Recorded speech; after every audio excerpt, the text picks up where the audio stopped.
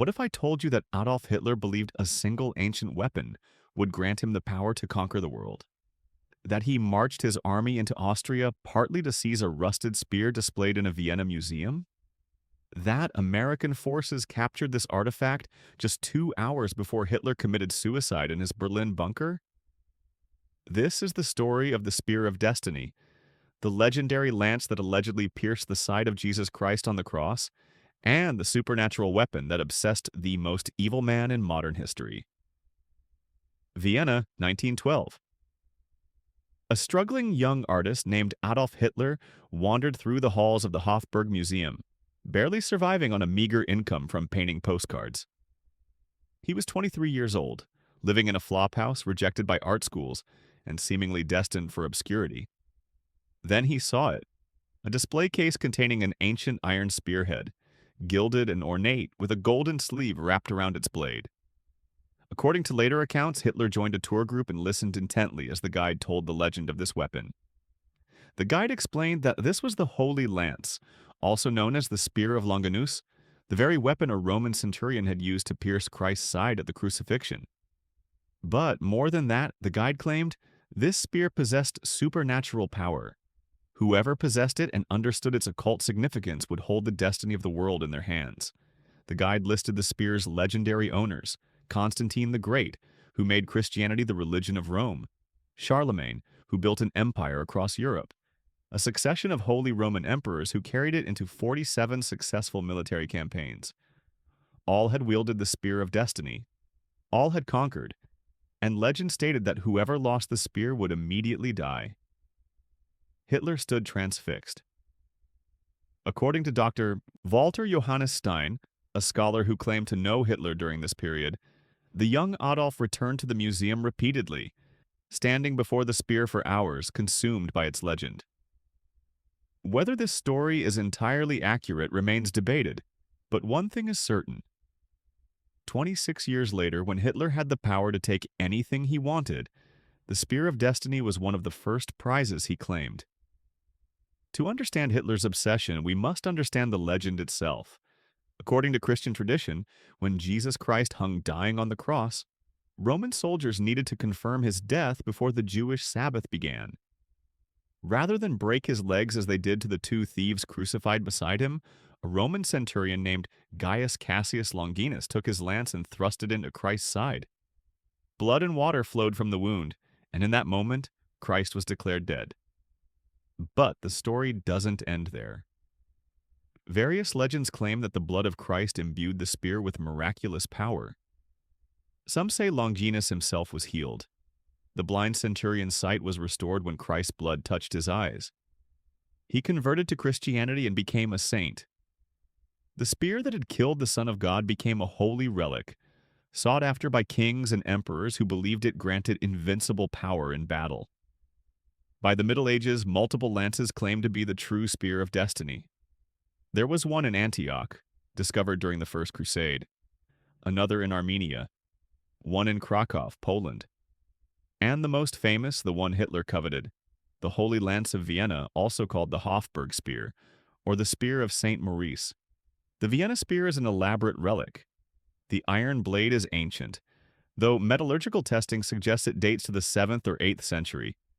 Far too late to be the actual lance that pierced Christ. But embedded in the blade with silver wire is an iron nail, claimed to be one of the nails from the crucifixion itself.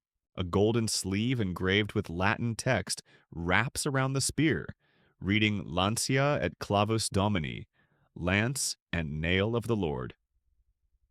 For centuries, this spear was part of the imperial regalia of the Holy Roman Empire, kept in Nuremberg alongside the crown jewels.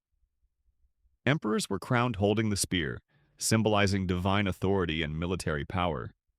Charlemagne supposedly carried it into battle. Frederick Barbarossa held it during his reign. It became one of the most important symbols of Germanic power and Christian authority in medieval Europe. When the Holy Roman Empire dissolved in 1806 during the Napoleonic Wars, the imperial regalia was moved to Vienna for safekeeping. Napoleon himself reportedly sought to capture the spear, believing in its power, but it was smuggled away before he could seize it. And there it remained in the Hofburg Museum's treasury, displayed as a curiosity and historical artifact until Adolf Hitler came looking for it.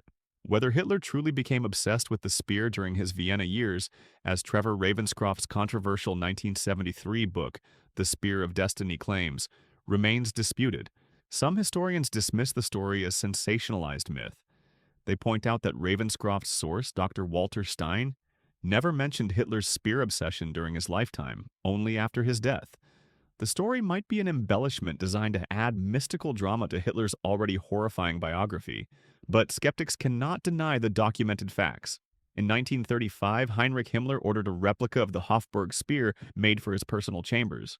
3 years later, on March 12, 1938, German forces marched into Austria in the Anschluss, the annexation of Austria into Nazi Germany. Hitler himself entered Vienna triumphantly on March 14th, greeted by cheering crowds. One of Hitler's first acts after the Anschluss was ordering the seizure of the imperial regalia. On October 13, 1938, the Spear of Destiny, along with the other Habsburg treasures, was placed on a special train under heavy SS guard. The train carried the relics to Nuremberg, where they were housed in St. Catherine's Church beneath the medieval fortress, the same city where the spear had been kept centuries before. Why Nuremberg? The city had become the spiritual center of the Nazi Party, host to massive rallies where hundreds of thousands gathered to worship Hitler and the Third Reich. Bringing the Spear of Destiny to Nuremberg wasn't just about possessing a relic. It was about symbolically linking Nazi Germany to the Holy Roman Empire, claiming legitimacy and divine favor for Hitler's regime. Did Hitler truly believe the spear held supernatural power? Or was it simply a symbolic trophy, useful for propaganda? We may never know his private thoughts, but his actions suggest genuine belief. According to multiple sources, Hitler personally visited the spear multiple times. He reportedly told associates he had felt he'd possessed the spear before in a previous life, linking himself mystically to its former owners. Heinrich Himmler, as we've documented, was deeply invested in occult research through his Ahnenerbe organization. Some accounts claim Himmler had Japan's greatest swordsmith create an exact duplicate of the spear for use in black magic ceremonies at Wewelsburg Castle. Whether this is true or legend, it reflects the Nazi leadership's documented interest in mystical artifacts and occult power. The legend of the spear stated that its owner would conquer, but also that losing it meant immediate death. Hitler possessed the spear from October 1938 onward. In September 1939, he invaded Poland, beginning World War II. For the next 5 years, Nazi Germany conquered most of Europe. The Blitzkrieg seemed unstoppable. France fell. The Soviet Union was pushed back. Britain stood alone. From Hitler's perspective, perhaps the spear was working. By April 1945, the Third Reich was collapsing. Soviet forces were advancing from the east, closing in on Berlin. American and British forces pushed from the west. Germany's defeat was inevitable. Allied intelligence had learned about the Nazi treasures hidden in Nuremberg, including the Spear of Destiny.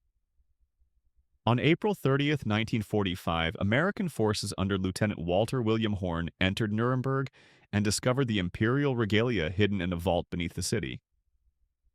At 2:10 p.m., the Spear of Destiny was officially in American possession.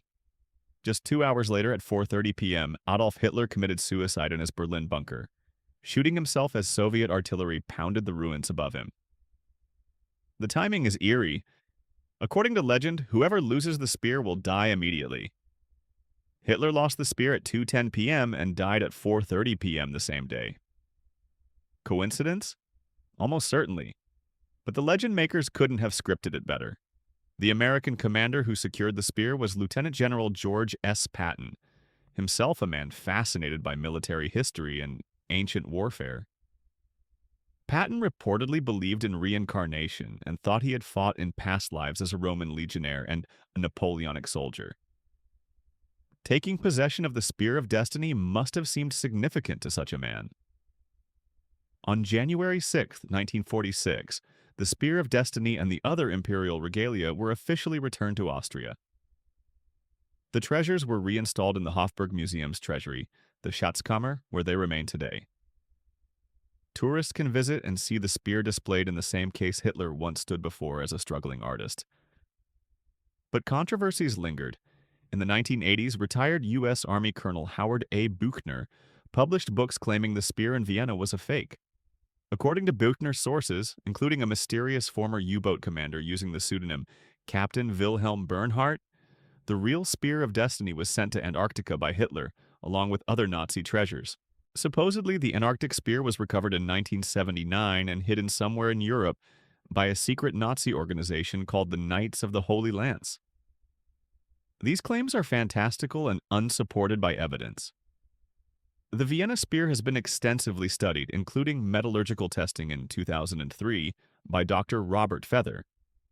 His analysis confirmed the blade dates to around the 7th century, with later medieval additions. It's almost certainly not the actual spear that pierced Christ, but it is unquestionably the same spear Hitler took from Vienna in 1938. Modern analysis has demystified the Spear of Destiny somewhat. The iron blade is medieval, not Roman.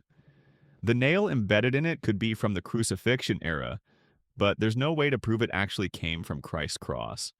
The golden sleeve was added in the 14th century.